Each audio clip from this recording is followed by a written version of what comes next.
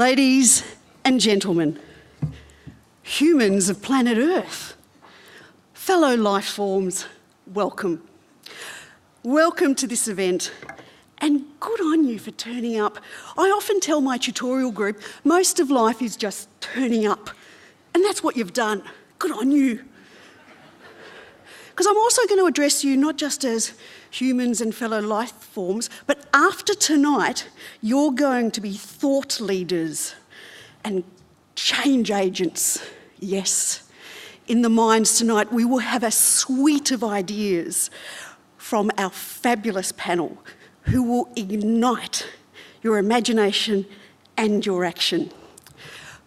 I would like to acknowledge that we are meeting today on the traditional lands of the Kulin Nation and pay our respects to their elders, past, present and emerging, and to the elders from any other communities who may be with us tonight. Tonight. It's a new word, you can use it. I'm Andy Horvath. I'm a podcaster, but I'm also a research raconteur. I love to talk about other people's ideas, and I hope you will tonight as well. Now, let me just introduce you to the panel. Imagine if your home and your land, right, your backyard right now, started to be invaded by rising sea levels, and your veggie patch, which you relied on, and your crops started to get affected by salt water. This is not good. In fact, your home is disappearing. Ursula Rakova knows this all too well, and it's a serious issue. She and her community were amongst the world's first climate change refugees. You'll hear her story tonight. Now, imagine if you had the ear of politicians, policymakers, and people in power. Okay, but no yelling or saying nasty things. I know what you want to say to them. But imagine if you had their ear and what you said to them resonated so much they stood up and gave you a rousing standing ovation. Well, Kathy Jetñil-Kijiner is actually a poet who did that, and you will hear her story tonight. Now tonight, on the way here, you will have encountered some wild animals, and I don't mean other people on the road. You will have encountered birds. We see them every day. They live everywhere on the planet.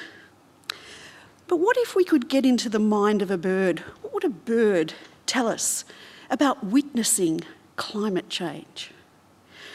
We'll hear from Jim Robbins, who'll give us some insights on what we can learn from birds and what they could tell us about ourselves, our world, and our future. Now imagine if we got the wisdom of the elders, got them talking with new communities, with ideas about climate change, finding a way forward where science and governments haven't really had some traction, and we could actually start discussions about climate justice and get things going. That story will be told by Tony Birch. So, tonight you're in for a treat from these 4 storytellers, researchers, and people who've experienced climate change and been activists in their own way. I hope you enjoy their presentations. I join you again with a panel discussion later on, and then with some Q&A. So, let me invite to the podium our first speaker.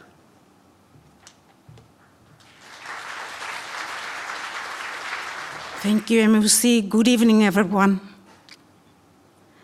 My name is Ursula, and I come from a small atoll in Bougainville, Carteret in Bougainville, Papua New Guinea.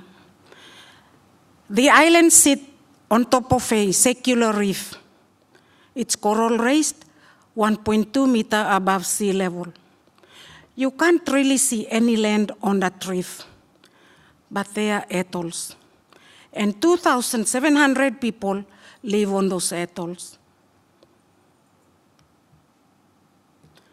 The Carterets lie to the north of Bougainville, north of Papua New Guinea, and northern tip of Australia.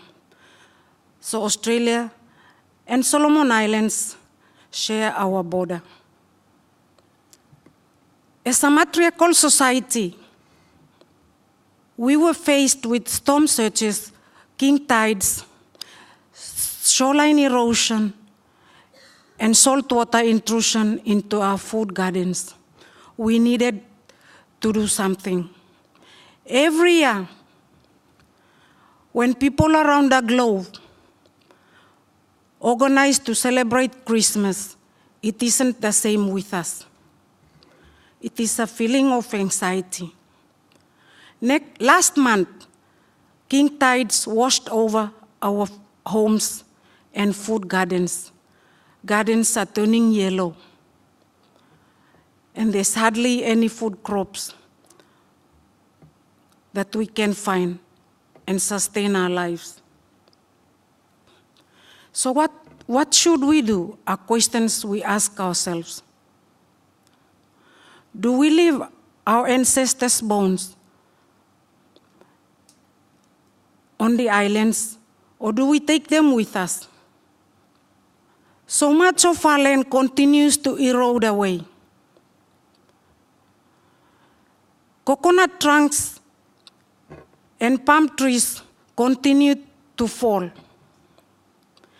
Year in and year out, we lose huge chunks of our shorelines, and food becomes scarce. So what does the future hold for us on the island? We feel the future does not hold much for us. Open banana boats are our only means of transportation. Since 2001 and 2017, a total of 15 boats got lost, carrying more than 20 to 25 passengers. 7 of those boats were never found, and so many of our people got lost. And we continue to lose them because of the distance we have from Bougainville to the atoll. Last month, like I said, a king tide washed over 5 homes and basically intruded into our food gardens. We have built seawalls to buffer the current tides from intruding into our homes. Those seawalls are no match for the king tides and the strong currents that continue to flow into our food gardens and homes. Even at the back of the island, where we have stones that are supposed to be protecting our islands, those are breaking away. So we feel the future is very slim and dim for us. In 2007-2009, we carried out some researches on how we needed to move and get organized. A lot of our people, especially women and the elderly, did not want to move. They said, "We will drown with the islands, we will go down with the islands, and God will provide for us. He will take care of us." But we also know that God gave us a head, and we needed to use this head to find a solution, a local solution to our misery.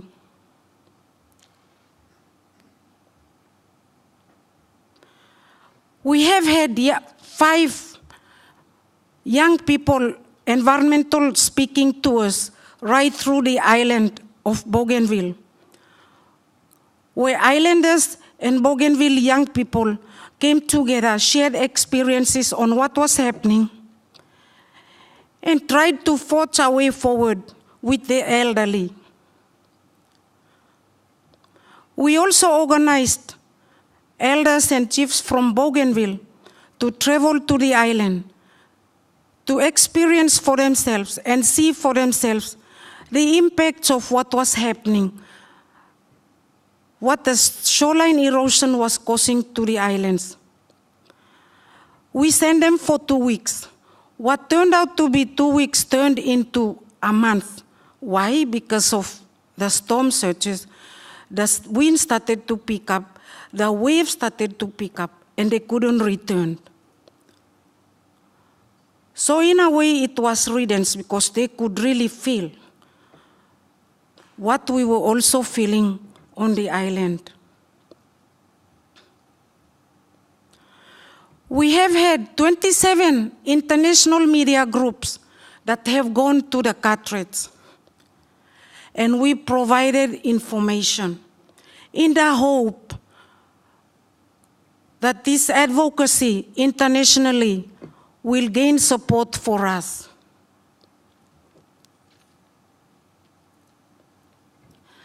In 2009, with help from churches in Europe, especially Germany, US, and Australia, we managed to build homes for 10 families in our first location.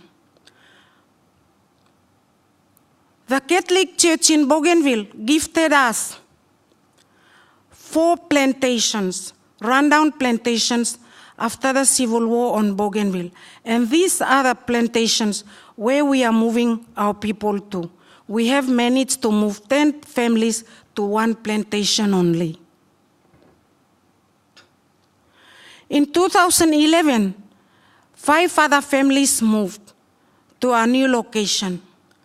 3 of those families returned home. Why? Because we are a fishing community. In our new location, we're emphasizing agriculture and cash crop growing for families to sustain their income and their lives. We also developed a process, a relocation process called the Carteret Islands Integrated Relocation Process, where this has guided us as to how we can approach the other 3 relocation programs in our 3 new sites. It's a homegrown process, and we have developed that together with chiefs and elders from the island and from our host community in Bougainville. In our new location, we have gotten land from the Catholic Church, and each family is given 1 hectare of land. Apart from the 1 hectare of land, a 3-bedroom home is built for them. In the years to come, it is up to the family to extend or to build downstairs. And each family house has a water tank. And each of those homes costs about $8,000 Australian dollars. In the 1 hectare of land, the families are given 350 cocoa trees. I know that a lot of you drink Milo or hot chocolate. Well, we are growing cocoa trees and coconut in our new homes. And we have been exporting cocoa, dried cocoa beans, to Hamburg in Germany. And we would like to export our cocoa to Australia as well. So if you are chocolatier sitting in this room, please help us. So cocoa and coconut are our main means of cash income. The families in our community also sell their surplus of food, garden food, to the neighboring community, to the host community. And they do send food back to the island as well, to their relatives that are still on the island. This is just some pictures to show you what we do in our new community. Because we are a Fisa community who have moved to mainland Bougainville. We do work together as a community. Because we know that if we work individually as families, the 1 hectare of land is too big for us, so we help each other. Like I said, we are already harvesting cocoa and coconut in our new location. There are 5 staff that run the organization of Tulele Pesa that I work in, and I'm one of the 5. So there's 3 women and 2 men, and we try to do this work every day. So a lot of times we also need to go to the garden to plant our food to survive or to sustain our lives as well. And we enjoy it because we do not need to live on money all the time. We live off the land. In 2015, Caritas New Zealand came to our aid by helping to construct a cocoa dryer or fermentary for us. So today, we have sold about 15 metric tons of cocoa, just locally. We have not exported.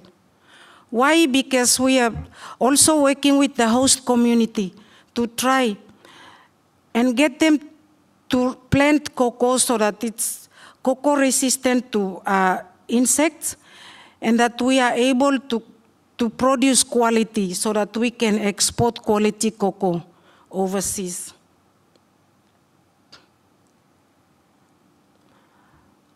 Some of the times we also contribute to social obligations, like contribution to the church. Right now we are trying to build up a new church within the area, the host community. And so we produce copra.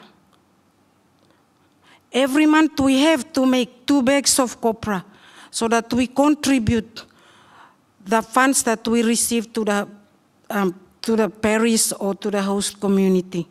It's a way of building our relationships. Building our relations internationally. We have built our relations and partnerships with communities elsewhere in the Pacific that are going through the same fate of rising sea levels.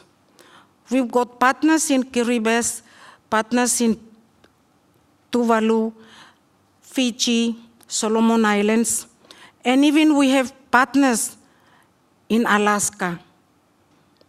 So in October this year, we will be meeting in Alaska to discuss our experiences, to discuss our way forward. How can we, displaced communities affected by climate change, come together as a voice, to be a forceful voice so that we are heard? Not just one community in Carteret or in Marshall Islands crying out in the wilderness. We want to be a voice so that we are heard.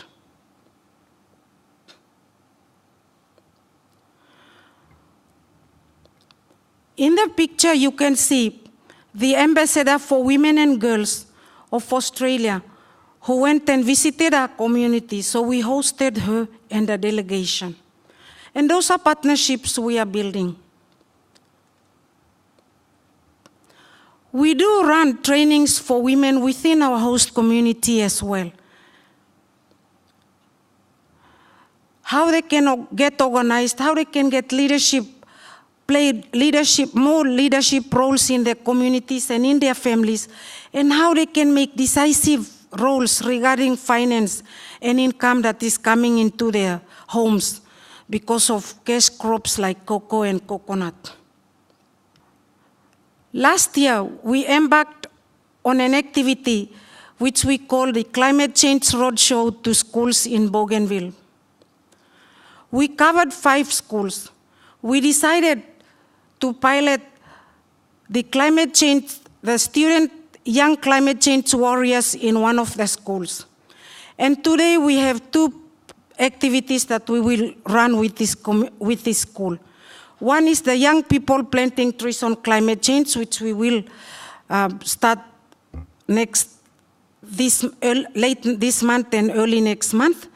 And the other is identifying 30 students from this school so that we work to empower the 30 students so they can get involved in climate change activities locally and nationally in Papua New Guinea, so that they can also be a voice for us in Bougainville.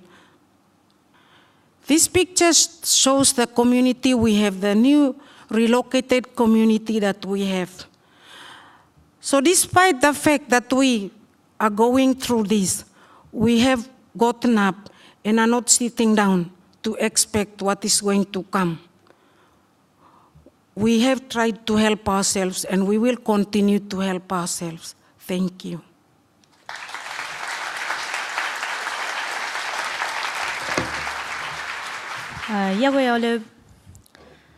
My name is Kathy Jetñil-Kijiner, and I'm from the Marshall Islands. The Marshall Islands is located in the northern Pacific region, and we're in the area known as Micronesia.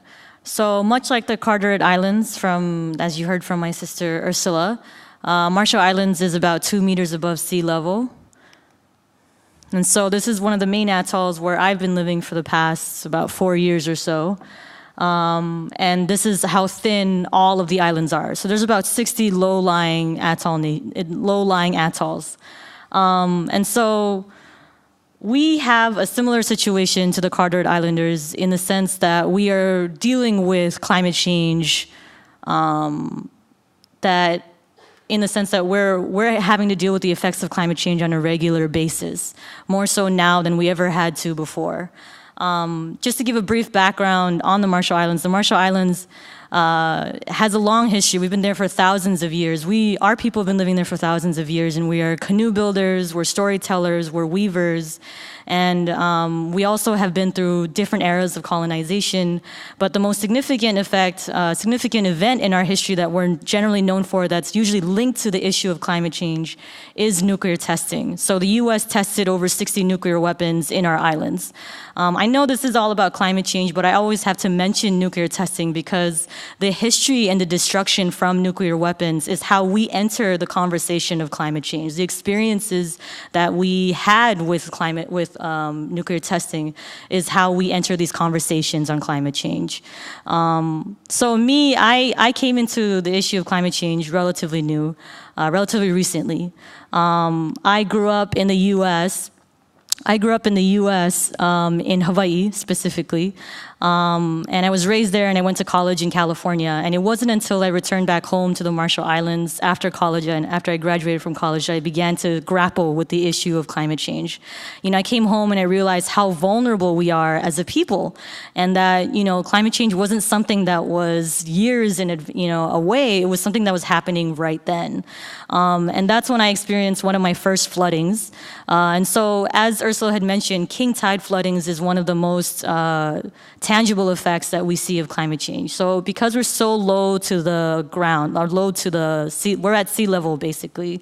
Every time there's a high tide, or what we call a king tide, all this water rushes over our seawalls and they crash into our homes, and they flood our streets, they dry up our crops. So that tree up there, that was actually green, but then a few days after this flooding, it was completely brown. And it's happening more frequently than it's ever happened before. So in the past 4 years alone, we've been having flooding, as many as 4 floodings a year. And I've spoken to all of my elders and the people who've lived in the Marshall Islands their whole lives, and they've all said the same thing. They've never seen anything like this.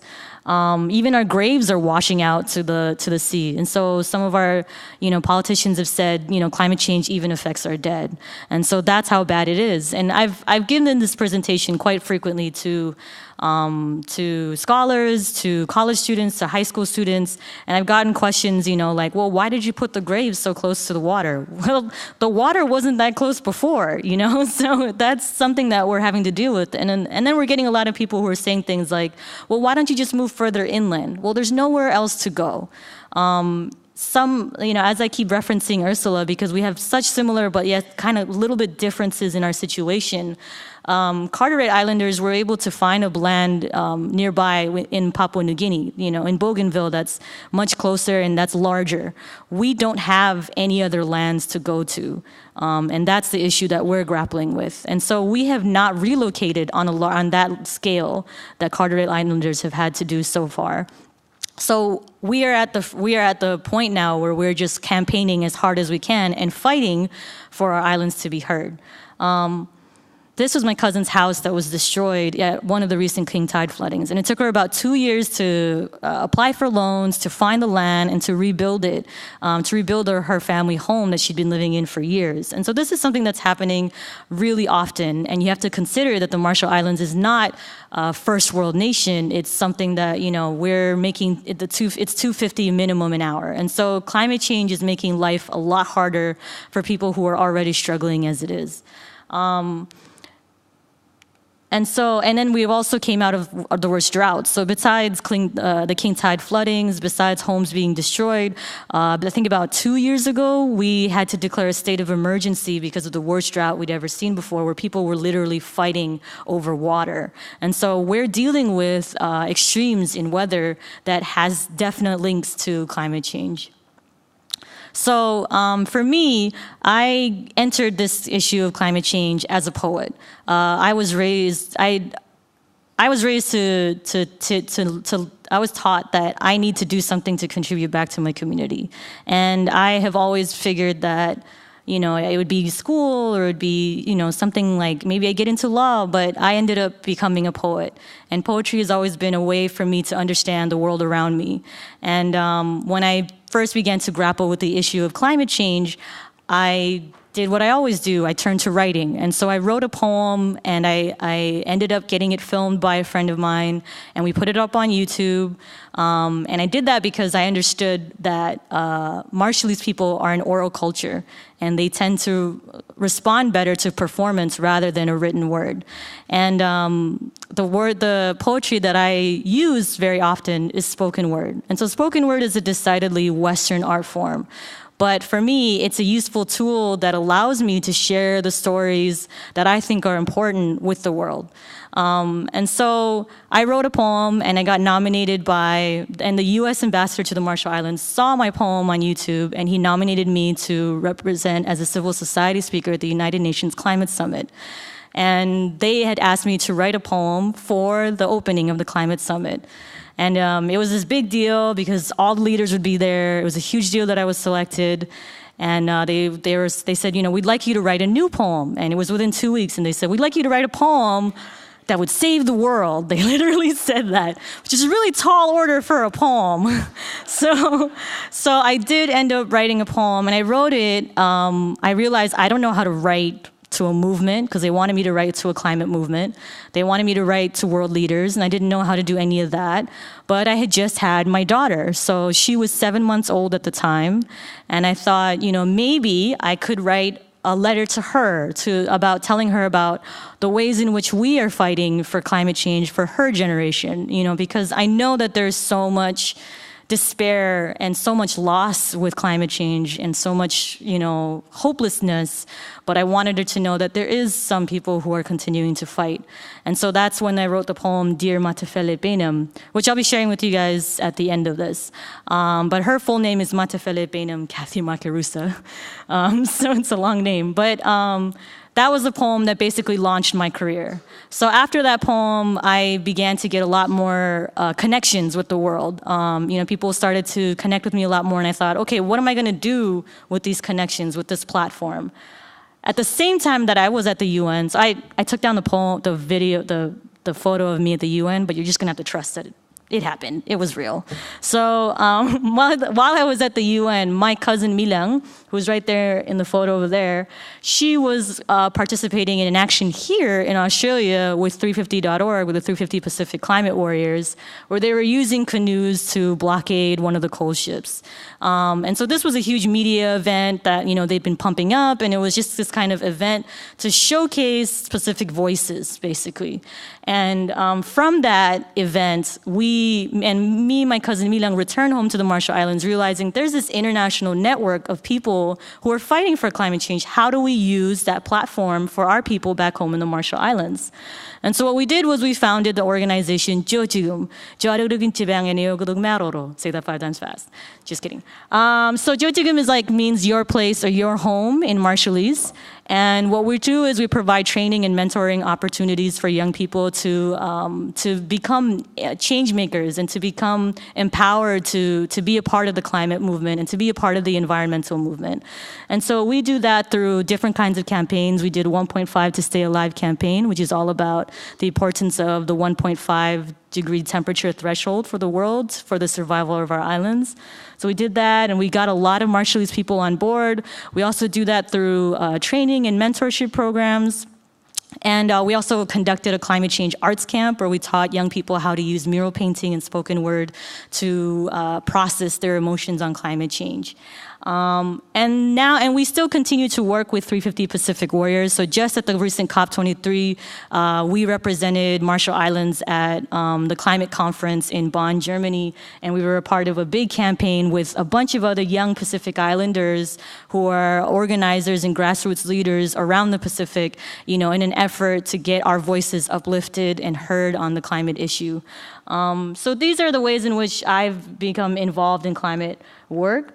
We also participated in an action. We created an action where we used a Fijian traditional ceremony at an abandoned coal mine, at a town that was abandoned for a coal mine. And we did, so a lot of the work that I have been inspired by is work that incorporates Pacific culture into these activist spaces and movements. And also we brought tapa. These are traditionally beaten bark cloth that was brought all the way from Tonga and created in Tonga, and we unfolded it as a pedal outside of the coal mine. So I continue to do poetry as well. So I published my collection of poetry this past year in University of Arizona Press, and I continue to create poem videos on various issues, but a lot on climate change. I think I've released about 4 of them. They're all on YouTube, and I think for me, it's become an art form that is, again, it's just a useful tool for getting these kinds of layered conversations out there. Climate change is so much more than just one story and so much more than just one poem. And I continue to write as a way to process the different kinds of issues that I'm coming into terms with climate change. I just came back from a canoe voyage where I voyaged on a canoe for two weeks to a nuclear waste site to create a poem video about a huge, massive nuclear waste in the Marshall Islands called the Runit Dome, which was featured recently on ABC Australia. And we are continuing to work with 350 Pacific and have plans to also collaborate with we're trying to support in some way the Stop Adani campaign. So these are the ways in which we're continuing to do the work. But honestly, climate change is something that is a huge concern for us. We're worried about where we're gonna move. We're worried about what is the right solution. There are so many false solutions out there, short-term solutions, but for now, this is the work that we believe in, and we're just trying to make sure that our voices are heard because we believe there's still time to turn around the ship, and we believe there's still time to save our islands. So with that in mind, I'm going to just close out with a poem, and this is the poem that I mentioned earlier. It's called Dear Matefele Benam. This is the poem that I wrote for the UN, yeah, I think, yeah, okay, all right. Dear Matefele Benam, you are a 7-month-old sunrise of gummy smiles. You are bald as an egg and bald as a Buddha. Your thighs that are thunder, shrieks that are lightning, so excited for bananas, hugs, and our morning walks along the lagoon. Dear Matefele Benam, I want to tell you about that lagoon. that lucid, sleepy lagoon, lounging against the sunrise. Men say that one day that lagoon will devour you. They say it will gnaw at the shoreline, chew at the roots of your breadfruit trees, gulp down rows of seawalls, and crunch through your island's shattered bones. They say you, your daughter, and your granddaughter too, will wander, rootless, with only a passport to call home. Dear Matefele Benum, don't cry. Mommy promises you, no one will come and devour you. No greedy whale of a company sharking through political seas, no backwater bullying of businesses with broken morals, no blindfolded bureaucracy gonna push this mother ocean over the edge. No one's drowning, baby. No one's moving. No one's losing their homeland. No one's gonna become a climate change refugee. Or should I say no one else? To the Carteret Islanders of Papua New Guinea and to the Taro Islanders of the Solomon Islands, I take this moment to apologize to you because we are drawing the line here. Because we, baby, are going to fight. Your mommy, daddy, boo-boo, Jimma, your country, and your president too, we will all fight. And even though there are those hidden behind platinum titles who like to pretend that we don't exist, who like to pretend that the Marshall Islands, Tuvalu, Kiribati, Maldives, Typhoon Haiyan in the Philippines, the floods of Algeria, Colombia, Pakistan, and all the earthquakes and hurricanes and tidal waves didn't exist, still, there are those who see us, hands reaching out, fists raising up, banners unfurling, megaphones booming, and we are canoes blocking coal ships. We are the radiance of solar villages. We are the fresh, clean soil of the farmer's past. We are petitions blooming from teenage fingertips. We are families, friends, biking, recycling, reusing, engineers, dreaming, designing, building, artists, painting, dancing, writing, and we are spreading the word. And there are thousands out on the street marching hand in hand, chanting for change now, and they're marching for you, baby. They're marching for us. Because we deserve to do more than just survive. We deserve to thrive. Dear Matefele Benum, you are eyes heavy with drowsy weight, so just close those eyes and sleep in peace, because we won't let you down. You'll see. Thank you.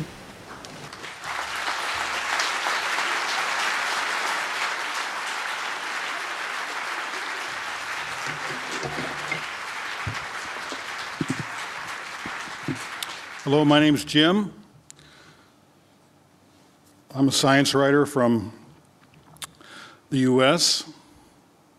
I'm rapidly learning how to, I've been here for 24 hours, and I'm rapidly learning how to speak and understand Australian. It's been kind of interesting.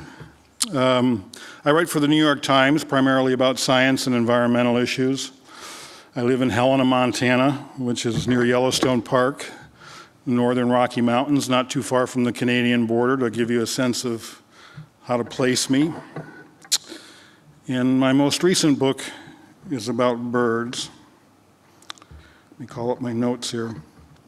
I describe myself as an intellectual pessimist when it comes to climate change, but a glandular optimist. And I'll tell you a little bit about why I feel that way. But since I wrote a book about birds, I'm going to start with a short story about birds and climate change, but I'm going to tell you my personal story, which involves trees, which was about what my previous book was about. Excuse me. So the bird that's probably suffered most from climate change is called the Hudsonian godwit. It's a bird that lives in two places in the northern part of North America, Alaska and northern Manitoba. The Alaska population and the Manitoba population both migrate to South America every year. They have one of the longest migrations in the world. It takes about 8 days of nonstop flying to make the migration. And the Alaska population does it, and they do it quite well, and they're very healthy. But the Manitoba population of godwits, and godwits are a shorebird. They have long legs that enable them to wade in the water and to feed on mussels and insects and things. But the Manitoba population is having a tough time because when they make their migration back, they're coming back at the same time they always have, but because of the warm weather, when the spring comes to Manitoba, northern Manitoba now, it comes very quickly, and the snow melts very rapidly, and the insects hatch very quickly, and the birds are getting there after the peak of the insect abundance, and so the chicks, when they're born, are starving to death in the nest. And it's probably the most egregious problem as far as birds are concerned and climate change. But I told you I wanted to talk about optimism as well. And it's kind of a funny story, but in 2001, I did a piece for the Times, and the stories that I'll mention can be found online at the New York Times website. But I saw this little clipping in the local paper about a guy who was cloning the largest tree of every species. And so I thought, well, that'll make a nice little science story for the Times, and I called him. And he told me what they were doing and how it was going, and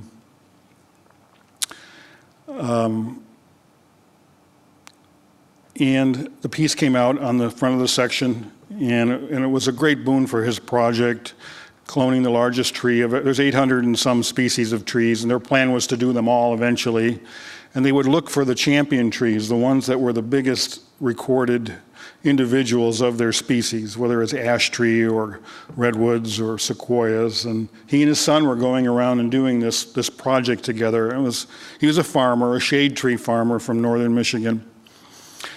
And so it made a great story, and there was some interest in a book, and I thought, well, this will make a great little book. And so David is the name of the shade tree farmer, and he came to Helena, Montana, where I live, one day, and to plant some trees. He was going to plant some trees, and he's a big guy. He's a former weightlifter, bar fighter, alcoholic, chain smoker.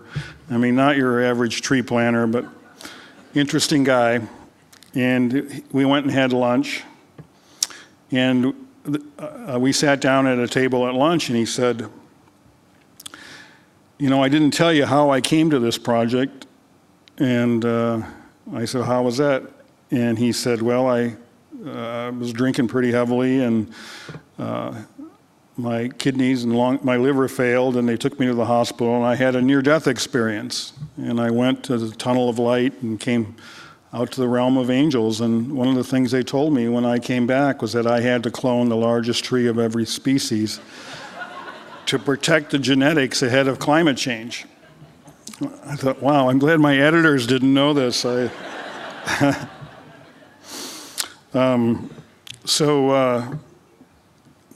I go, who is this guy, you know? It actually did end up, I did actually came to believe his story. It didn't come easily. He's not the kind of guy you would suspect of having an ounce of spiritual moxie, or whatever you want to call it.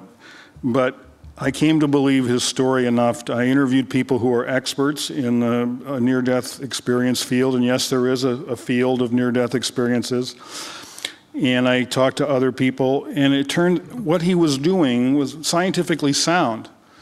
And people I talked to in the field of near-death studies also said what he was saying met their criteria for what they call near-death experiences. I scratched my head a lot during this whole process, but I came to believe, what I learned in the process of writing this book was that there's a lot about the world we don't know. And about 4 or 5 years after I started this book, and the book became his story, as improbable as it was, but it also became a story about climate change and trees and what's happening to the world. And then about 3 or 4 years after I first met David, I live in Montana, I mentioned. I live on 15 acres of old-growth ponderosa pine. But I should say I did live on 15 acres of ponderosa pine, because about 3 or 4 years after I met him, we had an outbreak of pine bark beetles. these are beetles that will burrow into the bark of a tree and encircle it with they'll lay their eggs, and the grubs will hatch and encircle it and kill the tree. So after David had filled my head with these stories about climate change and protecting genetics and so on, it kind of hit home, because these beetles began munching their way through all of our trees. And within 3 years, 95% of the trees on our property had been killed. And the reason they died is because something called wintertime minimum temperatures had changed. Wintertime minimum temperatures are the coldest that it gets in the winter. And in Montana, where I live, routinely, temperatures would get to 30, sometimes 40 below zero in the wintertime for a week, sometimes 2 weeks.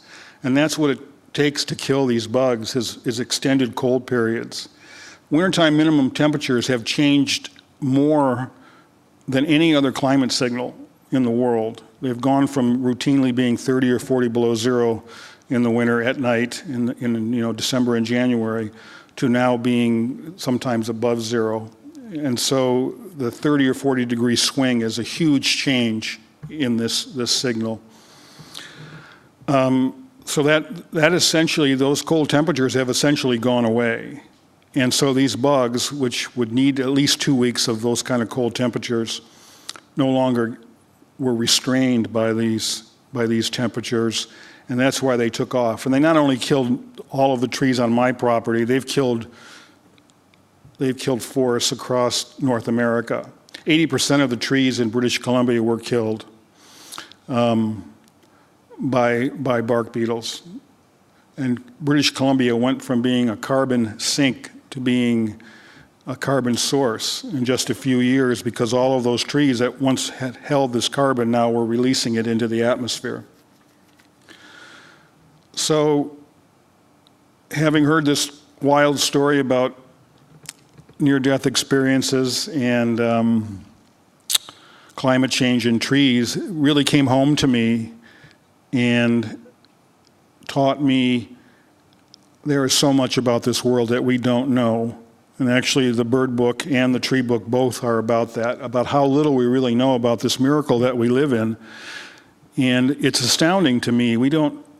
I talked to a redwood scientist for the tree book, and he told me, I asked him about roots, I asked him about genetics, I asked him about this and that, and he said, it's embarrassing how little we know.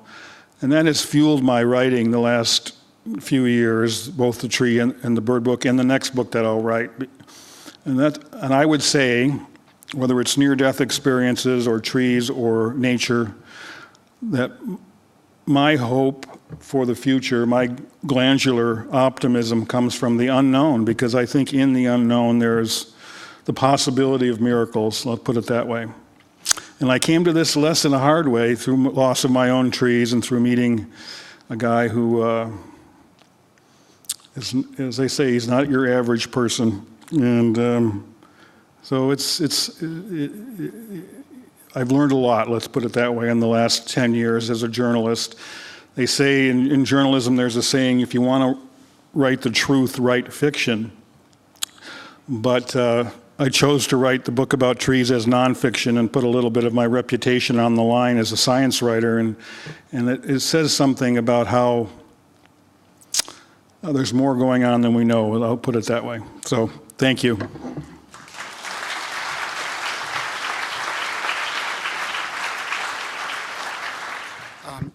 Thank you. I'm Tony. Before I formally start, I want to say Wamanjika to Jim, to Kathy, and to Ursula, welcoming them as guests from overseas to Kulin country here in Melbourne. So I hope they have a safe and wonderful time here and a safe trip home.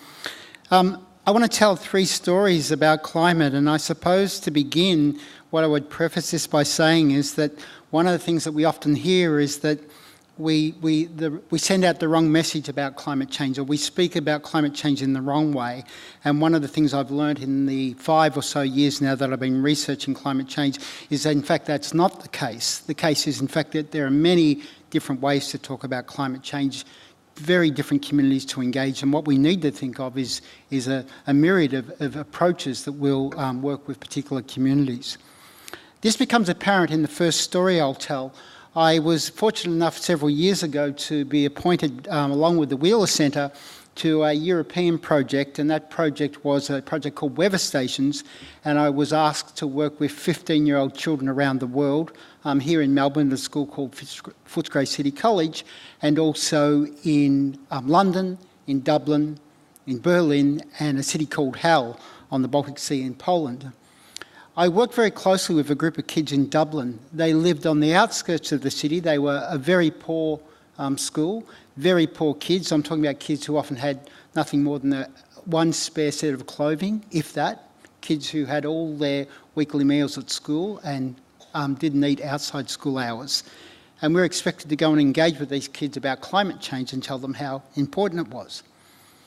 The project got off to a rocky start because these kids, of course, had their own concerns, and that was how would they fill their bellies of a morning. And also the science, or even the knowledge of climate change, even pitched at a particular level, didn't seem to be resonating with those kids. So what I did as one of the creative workers in the project was decided to shift my approach and not to talk about climate change at all in the first instance, and to talk about place, to talk about the ground that was under these kids, where they lived, what they loved, what place was important to them. And for the kids in this housing estate in Dublin, their place was a local paddock at the end of their council housing street, where they might keep a pony, they kept donkeys, and where they would find their bit of space after school to go and hang out with their horses, to take their horses, believe it or not, up to the shopping mall and hoist them outside and go inside and buy something and come back out to their horses.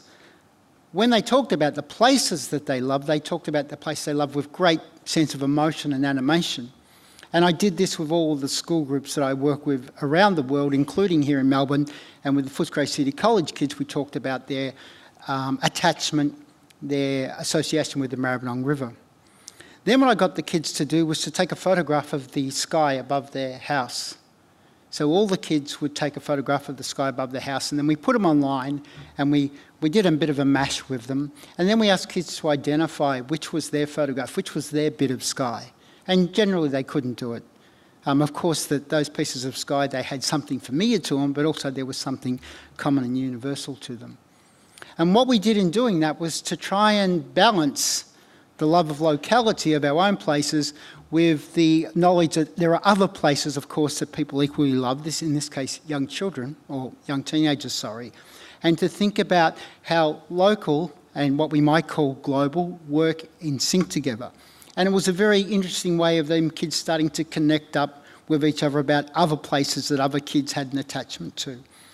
The second thing we did in relation to that project is I talked about a bird project, or a story that I'd written about the tern, the Arctic tern, which is a bird that nests here on the Mornington Peninsula, a bird that is in a very precarious state when you think about rising sea levels, because this is a bird that nests in the sand dunes, very low sand dunes off the shoreline, and even the slightest increase in sea level rise would dramatically affect the nests that the birds return to each year. So these are birds that mate in pairs for life. They go to the same nest each year, and that disruption would have a devastating effect on the birds.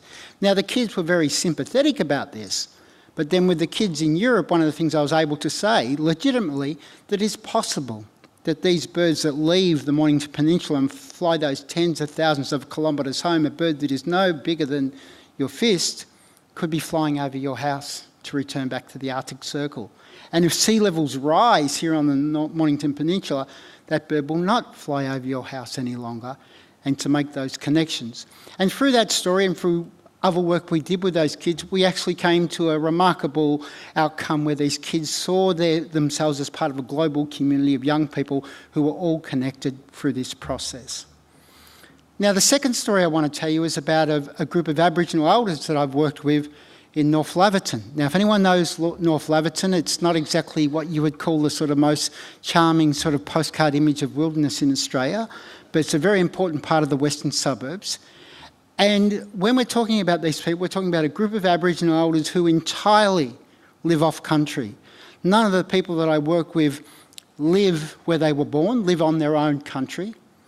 Many of the people that I was working with and had worked with were stolen generations. So these are people in their 60s and 70s and older who spent many years of their younger life in state institutions, many years of their younger life away from family. And again, we went down to talk to them and engage with them about placemaking and its relationship to climate.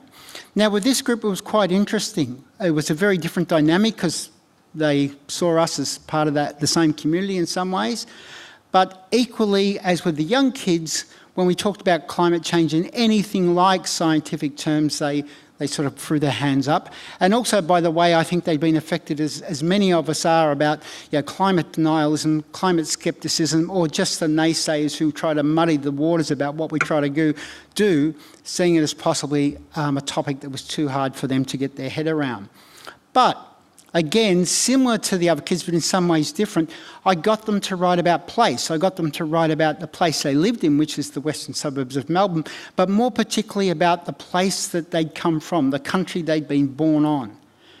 And not surprisingly, but I think for us something important to note, is the way that they talked about where they were born and literally their groundedness. They say, I came from the earth there, I came from the mountains there, I'm a saltwater person, I came from this city near the ocean, I'm a freshwater person, we were born along this river. So even though these people had been disconnected from place for so long, everything that they understood about place was incredibly tactile in the sense of its relationship to very earthly matter. The point here, I think, and the lesson here for us is again, it's an important one, is that when I talk to these people, okay, let's think about the impact of climate change on these places or the impact of dramatic weather events on these places. They didn't know the science in any strong technical way, but they understood what something we call protection of country means. And I want to state this explicitly because one of the things that I've learned in this project that I'm involved in, I'm a research fellow at Victoria University, is that I don't actually talk about climate change so much anymore. I talk much more about protection of country. Now, that has a particular association for Aboriginal people, but it's not difficult to find ways to associate that notion of protection of country to wider communities. And that leads to my last story, but also something to note here. Let's imagine, not that the climate skeptics are right or the climate denialists are right, but let's imagine a couple of quick scenarios. Let's say the projections that we expect are very horrific projections of what will happen. Let's say they're not quite so horrific, or they turn out to be not so damaging as we expect, although clearly what we've seen with our presenters tonight is the damage that's already occurring in some communities. Or let's imagine that some of these geoengineering solutions that people offer, some of them were to be successful. My point here is that it is important to talk about protection of country and to have a philosophical belief in the rights of country, regardless of whether we're in an environmental, ecological, desperate situation or not. We should understand country as being equal to us. We should understand country as having its own rights, and therefore we should treat country in that way. We should not only think about needing to protect the environment because we are damaging place. We are damaging place, but we need to protect place for its own sake, whether we were damaging it or not. And this goes to my last story, which is, I suppose, we heard about optimism and pessimism. This is sort of my idealism in the difficult situation we face. But there's a wonderful story told by the First Nations activist Winona LaDuke, who's an American First Nations woman. And you can YouTube this yourself to hear it in a much more articulate way. But it's been very important to my thinking, and I've written this into my most recent essay. Winona LaDuke tells the story of the Pawnee First Nations people who literally lost their land in Nebraska and were forced to move to Oklahoma. When they went to Oklahoma, they took their seed bank with them, their corn, their squash, other pumpkins, etc., and they tried to plant their seeds in this new land that they were given. And the seeds failed, or by and large they failed. And the seed bank was quickly reduced to a state where the bank itself was in a precarious state. The descendants of a settler community in Nebraska heard about this disaster and contacted the Pawnee and said, why don't you bring your seeds back here? Why don't you plant your seeds back here, where these seeds come from, and maybe that will be successful. Now, the Pawnee had to deal with a very difficult ethical, political, moral issue would they send their seeds back to a community which are the descendants of people who had literally taken their land from them? And they decided they had no choice, or the choices that they had demanded that the seed go back. And the seed went back and the seed flourished. And it brought about new cooperative relationships between those two communities. But the important point that Leduc ends with, she said, the seeds remember where they came from. The seeds have a memory. And then she said, when we think of human and non-human species, we often think of humans and animals. We need to think of humans and animals and plant life. And what she is saying, that those seeds have the same rights to justice and the same claims to existence as we have. So in my ideal world, but strangely I think as a reality, if we really want to live with this planet in a way that we don't live with it now, we must accept the seeds have the same rights that we do, and we cannot forego their rights at our own expense, because if we do that, we will continue to face the disasters that are enveloping us now. So thank you very much.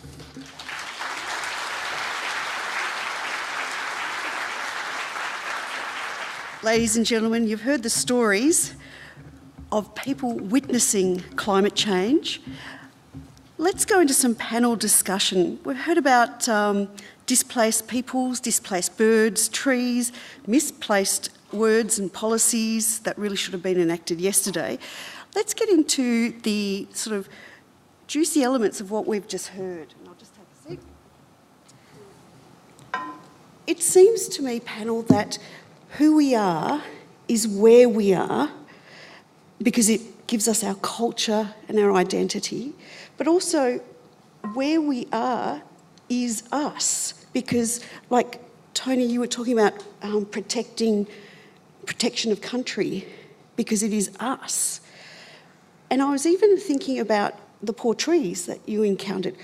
Then could we give soils, trees, rivers, a proper legal status like we sometimes give animals? I think of the RSPCA, there are sort of guidelines in the community of how we treat life forms. Well, it seems to me that soils, trees, land, sea, coastlines are part of us. So can I get a comment from you about perhaps giving legal status to these precious elements?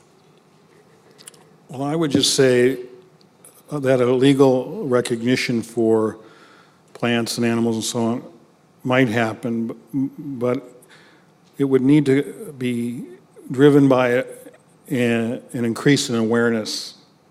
I think that's happening. I think we may be evolving a sense of awareness of the world that we didn't have 10 or 15 or 20 years ago.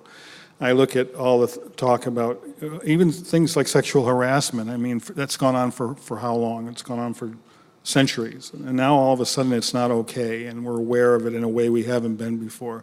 And I think whether it's the intelligence of animals or awareness of things we've done to other people, I don't mean we up here, of course, but things that people have done to other people, there's a sense of restlessness and unease with all of the things we've accepted for a long time. And I think that that a legal recognition may or may not happen, but a sense of respect will come about, is coming about. That's my sense of things. Yeah. Yeah, Kathy, you spoke about putting back into the community, and that's actually respect for the next community. Do you want to expand on that a bit? I think that respecting land and giving that legal, recognizing land and trees and all those as legal things, I think that would be sort of recognizing the ways in which indigenous people have acknowledged land and our surroundings, our whole lives. So that's something that I've been exploring through my poetry, is learning more and more about our legends, because our culture is so rooted to our land that you can point at a grove of trees or at a coral, or at a coral formation, and there's a whole story and a chant and songs behind it. And that's how our people used to look at the land around us. And I think that that's the way Indigenous people have looked at it for centuries. And I think that, laws are just kind of coming up to that wisdom. Right. Yeah, and I'm just hoping that it does continue to, and that maybe islands will become, legal as well. So. Yeah. Ursula, islands appear to me sort of like a metaphor for the planet, because an island needs to function in a sustainable way with its sustainable resources, but still have growth. So in that sense, the island has that same sort of status. Yeah, can you expand on that a bit more? Well, everything is interconnected. If you kill something else, the rest of the chain dies. So if we respect Mother Earth, it protects and it provides for us. Everything we need is provided by Mother Earth. So one part of Mother Earth, the arm is broken or is taken away. Everything else dies. How can this woman continue to live a life? Mm. Tony, do you want to add to this thing about land as having just its rights? I'm a bit hesitant to see legal solutions or give them too much favour. I mean, clearly there are several issues. One is that if you look at legal environmental protection, say in the state of Queensland, they are supposed to protect waterways and soil, and we know that mining companies continually abuse those rights of country, and they either are slippery enough to get away with it, or that there are multinational companies who can afford the pilfering fines of a couple of $100,000, which to us might be a lot of money, but it's nothing to a multinational. I think it relates to what's been said. Legal change can only come along with cultural change. And I think Jim's point about sexual harassment is an interesting one, because the legal rights of women in the workplace where I work are never met by the reality. Right. And I think that what we're witnessing now with things like the Me Too movement is a dramatic shift where people are going to have to face up to change and accept it. Now, we might be legally bound at the moment, but we would hope that in a few years our cultural shift will recognise this. So in other words, we have to recognise that it's wrong to pollute a waterway, or that it's wrong to do any of these things regardless of the law. And to go clearly to Ursula's point, and Kathy brought it up as well, is that when you think about rights of country in any Indigenous community, or most Indigenous communities that I've written on and researched on and be part of and spoken to, is that it's not the legal right of country, it's immersed in a cultural, holistic sense. So we need to think about to what extent is that possible in societies like Australia. And like Jim, my pessimism is fairly alert to the fact that that's a big ask, but in the end that has to be the real change, that we love a place and we protect it, not because we're legally bound to, but it's part of who we think we are. Lovely.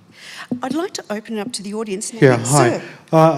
First, a comment about that question which you asked the panel. We have seen in this country how the legalisation of rivers, etc., simply do not work. Look at the Murray River, right? The states have been fighting each other, people have been stealing water, all at the expense of the river. It doesn't matter what impact it has downstream at Adelaide, as long as they get their little drop of water, they're happy with it. I look at our community here, and I'm now in my 60s, so I've been around for a little while, and when there were improvements to the environment, it wasn't based on people wanting to recognizing that there is a problem, but rather recognizing that it's better to clean something up.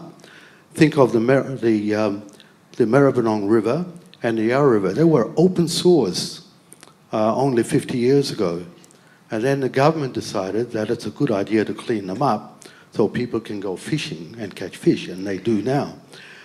So that is the point. I think what we need to do is get away from climate change and the causes of climate change, but to decide that it's a good idea to clean the environment, and then the result is the reduction I'll of put climate that to the change. panel.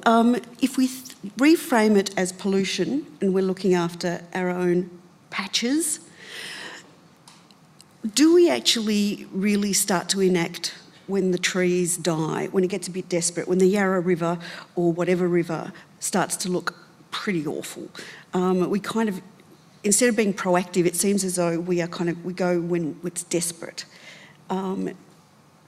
Is that really the way forward as a solution, or is it reframing the notion of pollution? What do you think about cleanups, is what I'm asking.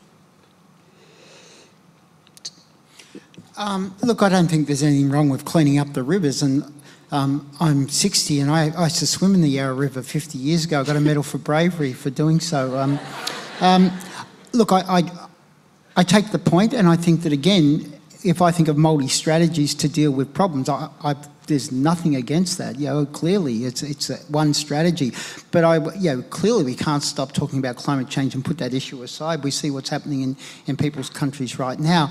Again, what I think is one of the things I work on is Indigenous knowledge systems and climate, and people focus strongly on what they might call the science. I'm much more interested in the philosophical, and increasingly so. So the gentleman's point and any other points here about the importance of fighting climate change, they're not different in the sense that they would sit under an umbrella of protection of country, and there are various ways of doing it. And my sense is if there are people who think, well, cleaning up the Yarra is a good thing, and it was, you would hope that they would also think that there are all these other, and if you're in the Marshall Islands or Bougainville, look what's happening to these people. If we have this waterway here that we've cleaned up, we also need to fight for these people. So again, I'm more thinking about we would take an approach to all of these issues. And I was talking to Jim downstairs about birds, and Jim's love of birds, and the same thing. When you hear that terrible story of that bird that's being starved out of existence because of climate, it's that all of these issues must matter to us equally, and some are more urgent than others. Hi. If it takes a long time for birds and trees to find a new ecological niche, but people have the ability to more actively relocate to Bougainville or Arkansas, I'd like to ask the panel how they see displaced people re-establishing their notions of place and identity and connection to land once they have been pushed to live in a different area, and there's an obvious connection to the stolen generation in Australia. So any comments will be wonderful. Thanks. In a case where communities are culturally connected, like for the Carteret, we are connected through our clan systems. So the same clan systems on the island also exist on Bougainville, and this is how we relate. And in a case, we are lucky to move 86 kilometers off the island to Bougainville. It's not the case with everyone else. And we know that we are losing our cultural connectedness to the island. Our ancestors were born there, their bones are buried there. But we also know that we cannot continue to live there when food becomes very difficult to grow on the island. Thank you so much for such rich explorations of this topic and so many different angles, which I so appreciate. I'm interested, I guess what's coming through for me so much in what each of you have shared is a really strong sense of place being critical to any question of climate change and every other issue that we face in terms of environmental questions. And I'm interested in, I guess for many of you speaking today, you have a profound sense of connection with Montana, a connection with the Marshall Islands. There's that's ringing through very strongly. And I'm interested in how do we cultivate a stronger sense of place, and how do we facilitate that for the people around us? And I'm interested in perhaps some inspiring examples that you have witnessed, especially with young people, and the really lovely stories about connecting with young people. Like, how do we foster that? Which is a huge question I know can be approached in so many different ways, but I'm interested in what's really pertinent to you right now about how we do that. Great question. Thank you. I know, Jim, you said fiction is a good way to go, but yeah, let's start with you. Well, in the Bird Book, I interviewed a guy who runs something called the Ethno-Ornithological World Archive at Oxford in England. And he said 20% of the, or 40% of the students they get can't name 5 British birds. 20% can't name one. And when they tell them that this bird is disappearing, they say, why should I care? I've never heard of it until you mentioned it. And he says, but when you take them out and you put a bird in their hand and they band a bird and they're with a bird, he said, it's transformative. It's a transformative experience. And I can't think of a better answer to your question than something like that. I think we're lost in a world of screens and computers and a world of our own making instead of the world that was made for us. And I think it's important to get back out there and experience that. That's lovely. Kathy? Well, I was thinking about what I do is I actually facilitate those conversations with students.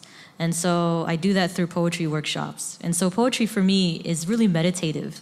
And it forces you to really think about what you're writing about and really find a connection to what it is. And so with Portland Public School students, it's about connecting to, like, you know, the Oregon headlines on climate issues that have been affecting them recently.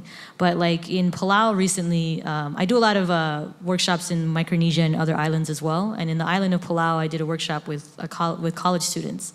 And I had to get them to understand their connections to climate. And one of them wrote about, you know, taking out a canoe with his uncles and not having any fish.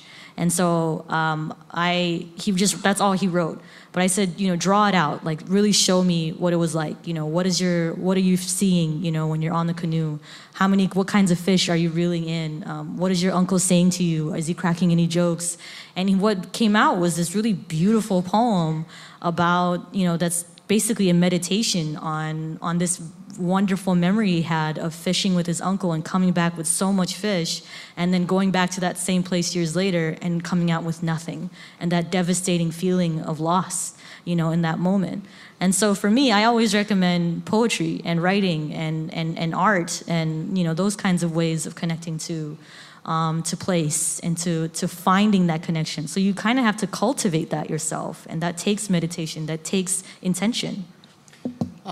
Just going back to the kids that I work with around the globe, just 2 quick things. Firstly, they all understood a love of place. They all had value in their own places.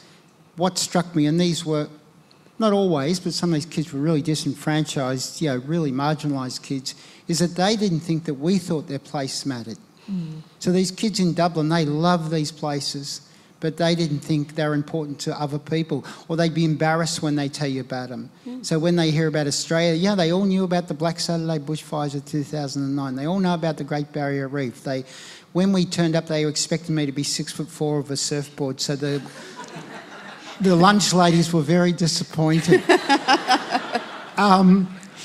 And what I said to them is, you know, I grew up around the Yarra River. I grew up in an industrial suburb. I grew up in Collingwood when it was like this, the gentleman said, when people used to dump all their rubbish in the river. That was my place and I loved it. And I'd say, well, tell us about the place you love. So one is that just allow kids to know that their place matters. I suppose the only caution, and this is not with young people, is we can be a bit parochial about place as well. So we can think our place matters and we can become very fundamentalist about its use.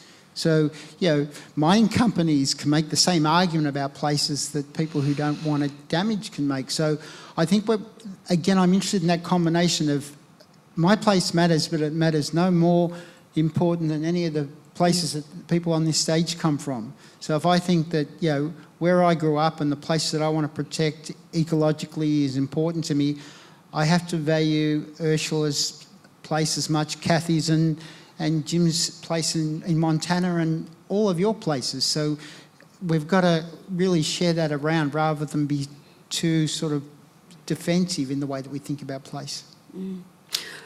Ursula, I know you've had a lot to do with youth programs as well. You're very invested in education at the Bougainville area. What do you incorporate in your education programs that help the future? I think when we look at what's happening around us and being able to get young people to understand that what is happening now was caused so many years back. But if we can protect what we have and respect what other people have, we will provide a better world for our grandchildren, our children, and anyone else who comes in later. Because our ancestors protected land and protected what is all around them. Who are we to destroy what has been protected for many generations of years? We do not have the right to do that. I've heard a description of climate change, the inaction on climate change by governments described as a slow violence towards peoples who end up being displaced. And, well, thank goodness for the spirit of community in order to rebuild. Let's go to our next question. I think it's good timing for this question then. So Article 12 of the Paris Agreement focus on action for climate empowerment. So it's really great that tonight is focused on education, training and public awareness of climate change and its impacts. So my question is focused on what do you think governments and policymakers should be doing in order to have inclusive, community-driven change, and how can, for example, how can the Australian government work with Pacific Island nations, with the United States, with countries around the world to better adapt and mitigate to climate change? Sorry, can we play together? Tony, you've lost faith in governments. But I told you, I've never had faith in government. Oh, you did. So I'm never shocked. That's true. Although, Jim and I, we were all shocked about Donald Trump, but that's another story. Look, I think other people might have more important things to say about the Pacific, so I literally, if my pessimism is directed anywhere more than else, it is at government. So certainly in Australia and the US, the two countries that you mentioned, I don't see any leadership coming out of government. I don't feel optimistic about what governments will do in the near or distant future. I don't have any more faith in the Australian Labor Party. You can only look at the way that Bill Shorten doesn't know where the city's arse around the Adani issue. I think, but you said something really important, that is about community. We have to force this issue. We have to act beyond government. We have to reach out to other communities internationally.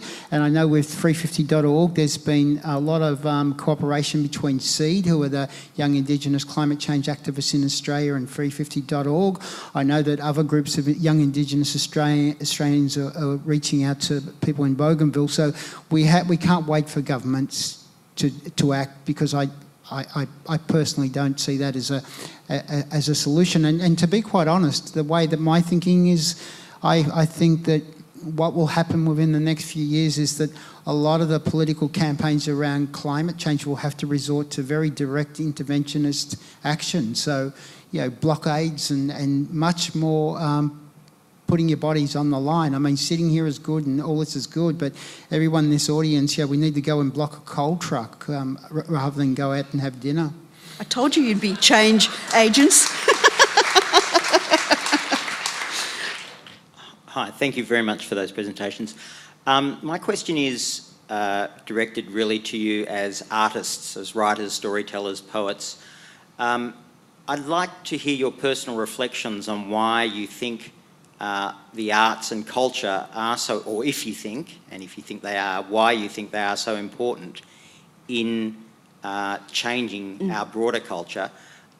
We've known about the facts of climate change for 30 years, and I think it's really interesting that a science journalist has taken to telling stories, if you like, to convey the message. So I'd really be interested in your personal reflections of the role of culture.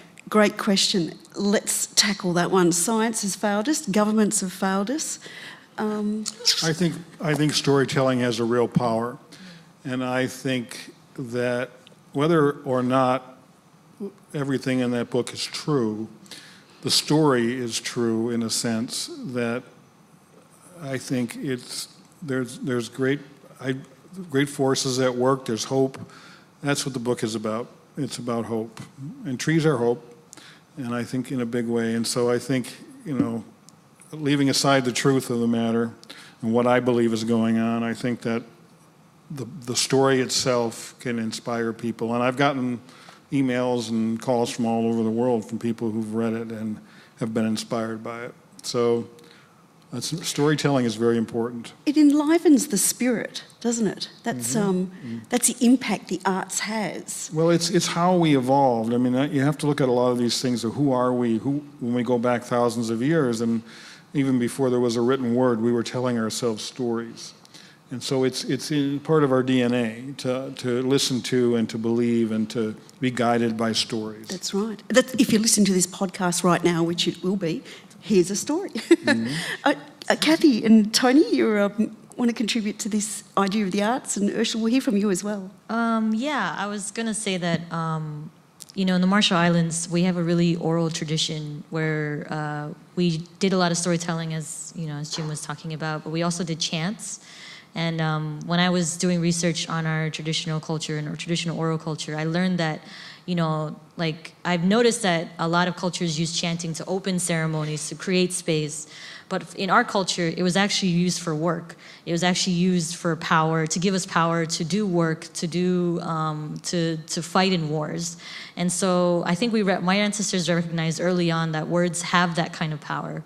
And that words, can propel us into movements. And so that's why I believe in poetry, and that's why I believe in writing and all, as well. But art is just, there's so much science and there's so much politics involved in climate change, and it can be really depressing, and it can make people shut down.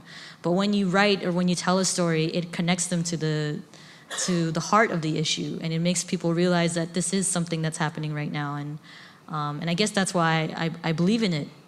So yeah. Ursula, the power of cultural connection and cultural rituals, that's very much a part of many different island cultures. Share some of that experience with us, that storytelling experience. Our history is oral history, like everyone else in the Pacific. And so we tell stories every day. We continue to tell stories, and some of the donors who have funded organizations in Bougainville, well, even in Papua New Guinea, find it really hard when they have a due date for reports to come in, and that due date goes on for months. And so the managers say, but we rang you and we talked to you about it, but someone else is expecting a written report when this community is an oral community. So, yeah, well, we live by telling stories. Tony? Oddly, I know it was a bit of a quip, but I do want to defend scientists, because one of the things in the Weather Stations project, we started to meet and talk with scientists a lot more, and I got to meet David Caroli, who works on climate science at Melbourne University, and one of the things I actually would say all the scientists I met is they're in a profession where they're always testing something, and they're testing something that may prove them wrong. They've got to have an incredible sense of curiosity. They've got to have a bit of a backbone, because they may find that they're wrong, and often in the humanities we don't like to admit that we're wrong. So I think it's more about how science and culture can work productively together, and we know that this is starting to happen more, and I think that, science has copped a lot of negative press for climate denialists, and I think they're a community who actually need to be defended. And they're I was witnessing... totally not trying to beg on scientists. Sure. Sorry. And having worked with the scientific community for a long time too, they're witnessing climate change in a way that's evidence-based, although it's always up for analysis. The fact is they had the data, that actually is real. It's 2018. If you're a denialist, well, really? You need to look around. I think it's important that we start telling ourselves some new stories. I've pushed the boundaries of my craft because I think it's important. Look where science has gotten us. We're at a stalemate. We're not doing anything. We understand climate change scientifically to the nth degree, but that doesn't get us anywhere. So we need news stories. And I interviewed a scientist who works at something called the Allen Institute, which Paul Allen was the founder of Microsoft. And he hired this top neuroscientist to run it named Christoph Koch. And he wrote this piece in Scientific American, a mainstream guy in a mainstream publication, and he wrote about how he believed that something called panpsychism was the most elegant and parsimonious explanation for the world that we live in. And what panpsychism is, it means all-minded. And what he's saying in this piece is that he believes that the world is in-minded, that the world is conscious, and especially higher order animals like birds and chimpanzees and what have you, that we assume that they don't, as a rule, if we think about it at all, that they don't have a mind or a soul or whatever you want to call it. But he says, why don't we work the other way around and assume everything is in-minded and prove that it doesn't? And I think that may be the single biggest question before us, because it gets at the whole idea of whether the world is alive or not. And I happen to believe that it is, but science can ask that question. And so I think we need to start telling ourselves new stories and trying to figure out what this place we live in really is. I think that's really lovely. Yes, it's an environmental issue, but it's a moral, ethical issue. Yes, our governance has seen the governance of the planet hasn't been effective, but the sciences and the arts, and as Tony put it, a philosophical approach to thinking about climate change is the way ahead. We're running out of time, and I'm really sorry if you had questions. I would really like you to thank the panel for this awesome bit of storytelling. We have Ursula Rakova, Tony Birch, Kathy Jetñil-Kijiner and Jim Robbins. Visit wheelercentre.com for the best in books, writing and ideas from Melbourne, Australia and the world.